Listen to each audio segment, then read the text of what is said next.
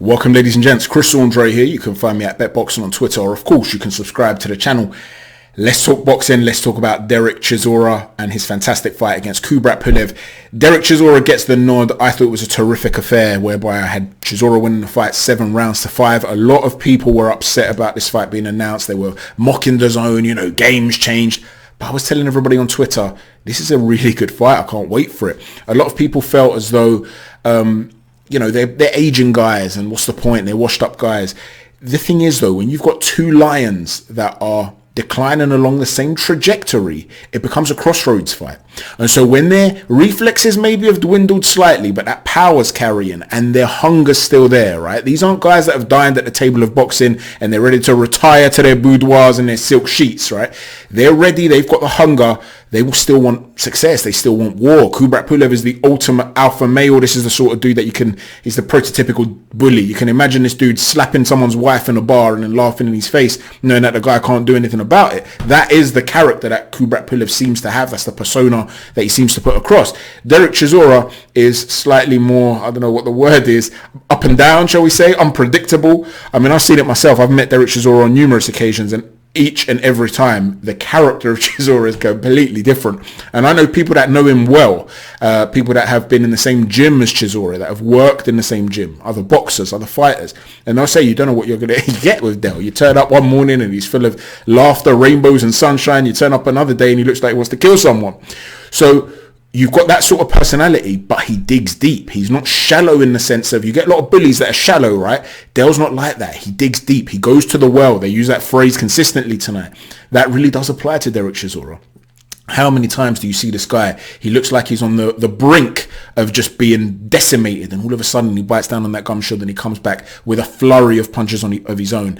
We saw it against Dillian Whyte. We saw it against Joseph Parker. We saw it again tonight. He gets hurt. It seems like Pulev, he's caught him with a little uppercut shovel hook, and then he's about to step in as Chisora stumbles back onto the ropes. And Dale comes back with a vicious combination of his own. That is who Dereck Chisora is. So when you've got these two types of characters and they're not yet ready to leave the sport, you know that it's going to have fireworks. And so for me personally, I knew this was going to be a terrific fight, and it really did deliver. When Dereck Chisora started walking down to the ring, there was an element of nostalgia about it, right? He comes in, he sees the lights. It was a beautiful setting. He's coming down to Elvis. And when you're coming down to Elvis Presley, you're always on my mind, or you're coming down to Frank Sinatra's My Way. There's an element of those songs, those types of songs, that speaks to somebody who's looking back at his life. Maybe his life's full of regrets. You look at Elvis Presley, it was a Willie Nelson song originally, but he sang that song for his wife, who he divorced, Priscilla Presley, and he had regrets about certain things he'd done in his life, right? And he's talking about, maybe I didn't love you quite as often as I should have. Forget Chris Andre boxing. Let's turn this into the X Factor. Let's go. But no, seriously, he's talking about regrets that he's had in his life. And so you look at Dereck Chisora, and he's recently said one of the reasons he can't walk away from the sport is because he misses that ring walk, the adrenaline, the love, the adulation. And then he's coming out to a song like that. There was a slight moment where I'm thinking, Dale knows that he's saying goodbye here. Right, and prior to the fight, I didn't do a preview. My prediction was KUBRAT Pulev on points. When I saw that, I thought, yeah, it's going to be Pulev on points, but I think he's gonna look good doing this. And Dale's going to end up going out on his shield. I wouldn't be surprised if he takes a real shellacking and stays on his feet to the end of the fight. But ultimately, this is a goodbye appearance, isn't it? This is Dereck Chisora, especially at the end of round 1, right? At the end of round 1, it reinforced it for me because Pulev hadn't landed anything. Chisora came in low, ripping that body with these vicious hooks to the body. And Pulev, I think, landed one counter hook, but there was nothing really on it, or it certainly didn't affect Chisora. Chisora completely outworked him. And yet when he went back to the corner and Don Charles was speaking to him, Dereck Chisora was unresponsive. So he wasn't unresponsive because he's eaten a big shot and he's confused, in the way David Haye was a little bit unresponsive after eating that big Klitschko right hand. That's not what we saw here. What we saw was a guy that was lost in his emotion, it appeared to me, whether he was angry or sad, or he wanted to cry. I don't know what it was. But to me, it just felt like Dereck Chisora is saying goodbye here. But as he got into the trenches of war, you could see that he was starting to get the taste for blood again. And he was able to force his way into KUBRAT PULEV. One of the things that Pulev was very, very good at in his prime was distance control, because his feet were excellent. He was very, very good at moving back and maintaining range. And he was a little bit slower in doing that tonight. He looked a lot more stiff than he tended to look in his prime. And so Chisora was able to come in low and able to close that range more easily than he would have in the past, perhaps. And when he was inside, when Pulev, who's very physically strong, was trying to tie him up on the inside, Del was very, very good at keeping one arm free, particularly the right hand, and he started to rip those hooks to the body. And he was really investing into the body. And I thought that David Haye did a terrific job on commentaries. I know a lot of people will say, listen, David Haye's good friends with Chisora, maybe he was biased. I don't think that's the case at all. I felt that while I had it slightly closer than David Haye, I didn't think it was wide. The points that Haye was making were correct. KUBRAT PULEV was getting a lot of credit for his work at range, but a lot of that work wasn't really work. He's flicking that jab out, but it's pouring. Maintain range with that lead hand, because you're using it almost like Shakur Stevenson does at point, where it's an obstacle to stop the opponent from being able to come in and close that range. He's not looking to punish Chisora with that lead jab. He's really looking to punish him with the backhand. Yes, on occasion he'll throw a left hook off of the lead jab, but really he's maintaining that tempo, that range, hoping that Chisora can't get inside, and throwing shots with his feet too far out so that he can take a little lean back, KUBRAT PULEV, and then punish him with a shot afterwards with a backhand, whether that's an uppercut, whether it's a straight right hand down the pipe, whether it's a right hook, but it's the backhand. So because of that pouring sort of thing, which is not really landing, it's just sort of throwing from 1 inch here or there. And the clipping shots, a lot of them aren't landing anyway. Even, we're not talking about a case of he's finding the target consistently. And, we're discussing here, is it enough? Is there enough on it for us to be giving these exchanges to him? A lot of them were missing. So it's more of a distraction thing, a misdirection thing, something you've got to bypass to get in close. You're not giving him points for that. He's not winning rounds for that, in my opinion, KUBRAT PULEV. So in the first 6 rounds, I had Chisora probably 5-1 up. I thought he was doing very well early on, working that body. And just to show you that I'm consistent, when Joseph Parker fought Hughie Fury, it's the reason I gave Joseph Parker the fight, even though many people thought that Hughie Fury won the fight. You can't be pouring with a jab and not really, just flicking a glove and not really landing anything and still be considered to be out jabbing him just because your arm's moving. Now, David Haye also made a fantastic point post-fight. He made the point that the referee was making an error and constantly trying to break him up and saying, I want you guys to box. When one arm is free, you are allowed to trade on the inside. That is what boxing is. This is not a fencing contest where you're only allowed to operate at a certain distance and you've got to be, it's not all about distance control. It's a fight. And if you have one hand free, then you are allowed to work. And Chisora's inside game was brilliant today. Not only was he fantastic with a right hook to the body, he was throwing these very short, sneaky little left hooks above the arm of the right arm of KUBRAT PULEV and catching him. Very short, sneaky little left hooks. He was landing them consistently. His inside game was brilliant, and he wasn't allowed to work as much there. The referee also gave Pulev an awful lot of warnings for the rabbit punches and didn't take a point. I understand him not taking a point, to be honest, because they were doing it to each other. But if you're going to tell Pulev, one last warning, eventually you got to sort of put your foot down and say, okay, I'm going to take a point now, right? So there was sort of empty threats there. And when you're giving a fighter empty threats, you're going to carry on getting away with it. But I did think they were both fighting somewhat of a dirty fight. KUBRAT PULEV punched Chisora on 1 point after the bell had gone, and Chisora returned the favour. So you saw the fire of both men in that moment as well.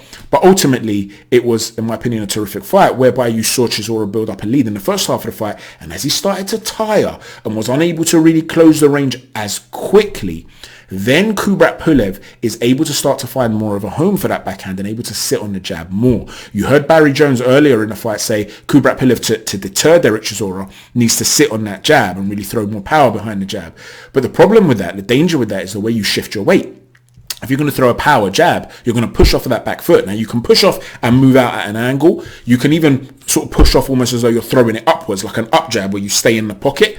You can potentially to kick off the front foot and create power from a jab when you're moving backwards. But generally speaking, with the stance that Pulev has, he's going to be launching himself forward, whether it's through the center line, whether it's off at an angle or staying in the pocket. And what that does when you commit to that is that it leaves you more open to that over the top right hand, because if you miss the jab, if he comes underneath it, he's closing the range with his feet. And now, because you are in that forward momentum, you have committed to that pocket, now you're not going to exit as quickly. And because that left hand is the weapon you're predominantly using and you're throwing it in a relaxed, languid manner, you're not throwing it from up here the way Errol Spence likes to shoot, where he's got that shoulder protecting his chin. You're doing it in a languid, fluid manner with the jab, and you're looking to sort of throw, like I said, little short ones, sometimes harder. You're looking to find openings. You're probing with it. It leaves you more open, more susceptible to the right hands over the top. And you started to see those right hands over the top land a lot more consistently from Dereck Chisora in the latter half of the fight. But I do feel like he was starting to get more outworked in the latter half of the fight. And that's why in the second part of the fight, I thought Pulev started to pick up some rounds. And ultimately, I thought it was 7-5 to Dereck Chisora. I had it 6-5 going into the last round, and I thought Del Boy won that last round. And again, I had to agree with David Haye. He was saying post-fight, even the last round, he had to Chisora because he felt, he had it wider than I did, David Haye, but yeah, his concept I agreed with. He was saying, listen, just because you're at range and you're throwing shots at range, you've got to be landing clean punches. Just being at range and you know, looking to land the odd shot here and there, and then you do land an eye-catching shot and Del Boy immediately comes back with a body shot of his own. Well, that's a competitive exchange. Just because you're moving the guy back onto the ropes, that's not enough to be saying you're winning the fight, right? Who's landing more shots? Who's landing the cleaner shots? And I just felt that Chisora's head movement gave Pulev some problems tonight in terms of finding that range, finding the target rather. And because KUBRAT PULEV wasn't moving back as quickly as he used to in their first fight, for instance, where he was able to maintain range much more effectively, you saw Chisora, in my opinion, outwork him. Listen, I'd love to see a third fight. I know Dereck Chisora was talking about fighting Deontay Wilder. I don't want to see that, man. Not at this stage of his career. Listen, that could be a really interesting fight if Dereck Chisora was 23 years old and in the shape that he's in, because Chisora would bob up and down, and Deontay Wilder's right hand tends to be on the end. The power tends to be on the end of the full delivery, and he whips it around. If Chisora can come in low, you know, you don't really see uppercuts and sort of, you sometimes see a sort of a hook where he throws the right hand. It's a straight right hand that comes across his body. You see that sometimes from Deontay Wilder. But generally speaking, he's a guy that likes to deliver that shot with range, with space to deliver it. If Chisora could collapse the pocket, get right up close into his chest, he could have some success against Deontay Wilder. Maybe he could start to bully him. But ultimately, you would imagine that as he begins to slow down, as he did today, KUBRAT PULEV doesn't hit as hard as Deontay Wilder, man. Even if he has success early on, Deontay Wilder's going to detonate a right hand on Chisora at some stage. And if he was 23, 24, it's an interesting stylistic fight. Let's see it. At this stage of his career, 38 years old, he's been through so many wars. He had these beautiful children there tonight.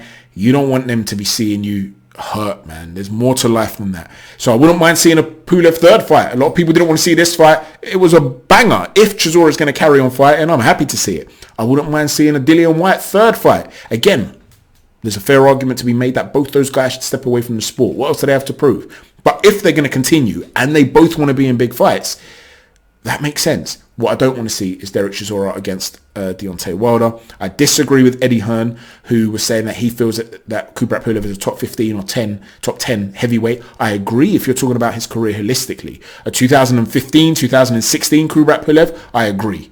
But not this KUBRAT PULEV. He's way past his best now. There's a number of heavyweights I would pick above KUBRAT PULEV. Let's be honest here. These guys are in the peripheries of the top 20 at the moment. Maybe even a bit further out than that, 25. There are a lot of really good heavyweights out there, guys. Let's be a little bit understanding of the sort of level of punishment we'd be willing to see Dereck Chisora take. He's a great fighter in the sense that unbelievable heart, a warrior. He'll always get the crowd on their feet. I'm always going to have a special sort of place in my heart for Del, a soft spot for Del, but that also means protecting him. And personally, I do not want to see the Deontay Wilder fight. Let me know what you think about the fight tonight. Let me know how you scored it. Let me know if you would like to see these guys get it on again or who you would like to see them fight next. Thanks for watching, everyone. Take care. Chat to you soon. God bless. Hit that like button, subscribe button, and notifications button.